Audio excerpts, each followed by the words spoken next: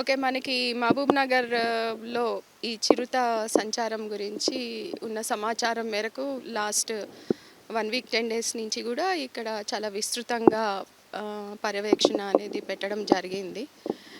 కొన్ని చోట్ల చిరుత కనిపించడంతో కొంత ప్రజలు గూడా భయపడడం అనేది ఉంది.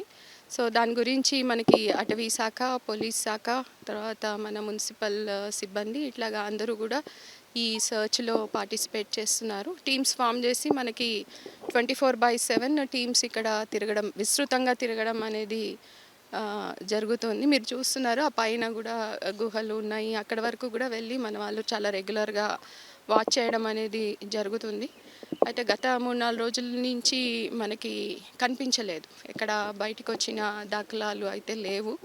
మనం ఇక్కడ బోన్ పెట్టాము. అదేవిధంగా సీసీ కెమెరాలు గూడా పెట్టారు.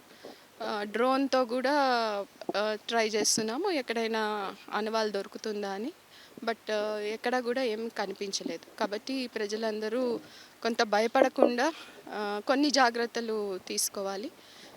మనకి కన్ఫర్మ్ అయ్యే వరకు. సో, ఈవినింగ్‌లో అంటే ఒకళ్ళు బయటికి వెళ్ళడము, తర్వాత ఈ ప్రాంతానికి రాకుండా ఉండకపోవడము, తర్వాత మన పిల్లల్ని బయట వదిలేయడము, ఇట్లాగా జాగ్రత్తలు ఆల్రెడీ చెప్పున్నాం. ఆ జాగ్రత్తలు పాటించాలని చెప్పి కోరుతున్నాను. పైన ఒక గుహ దగ్గర పగ్ మార్క్ కనిపించింది. అంటే అది దాదాపు ఒక ఎన్ని రోజులు పాతది. ఒక వారం స్టార్టింగ్లో మనకి వారం రోజుల క్రితంది అయి ఉండవచ్చు. ఇప్పుడైతే 4 రోజుల నుంచి ఏమీ మనకి పెద్దగా కనిపించలేదు. ఇప్పుడు మనకు ఈ వీరన్నపేట ప్రదేశంలో గత 10 రోజుల నుంచి చిరుత తిరుగుతుందనేటువంటిది ఒక సమాచారం ఉంది. అయితే అది యాక్చువల్గా ఫస్ట్ 2 రోజులు 10 రోజుల క్రితం ఒక 2 రోజులు అయితే ఈ ప్రాంతంలో తిరిగింది.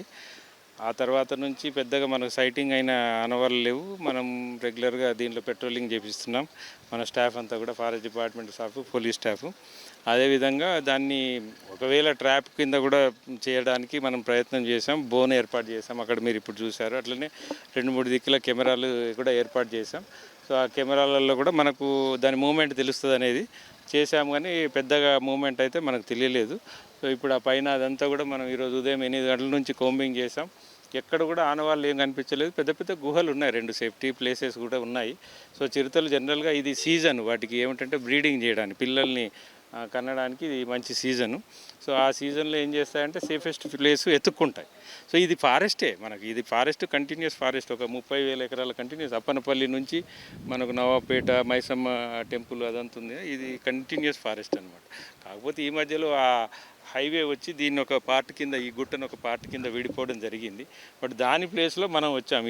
ఈ డబుల్ బెడ్రూమ్లు అయితే ఏమిటి, వీరన్నపేట ఇదంతా కూడా శివారంతా కూడా ఫారెస్ట్ ఆనుకొని ఉన్నది కాబట్టి వాటి ఆవాసం ఇది. వాటి ఆవాసంలోకి మనం దగ్గరలో ఉన్నాం కాబట్టి మనమే జాగ్రత్తగా ఉండాలి. అవి తిరిగి వెళ్ళిపోతాయి.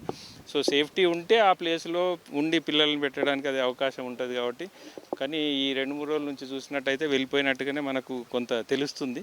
అయినా సరే మనకు ప్రజలందరూ కూడా కొద్దిగా సేఫ్టీ ప్రికాషన్స్ తీసుకొని వెళ్ళడము, నైట్ పూట వెళ్ళకపోవడము. ఫారెస్ట్లో ఏం అవసరం ఉండదు కదా, జనరల్గా కట్టెలకు వాటికి వెళ్తూ ఉంటారు. కానీ ఆ కట్టెలు కూడా ఇప్పుడు మనకు స్టవ్లు వచ్చినాయి, ఇవన్నీ గ్యాస్ సిలిండర్స్ అంతా కూడా గవర్నమెంట్ సబ్సిడీలో కూడా ఇస్తున్నారు కాబట్టి అందరూ అదే వాడుకోవాలి.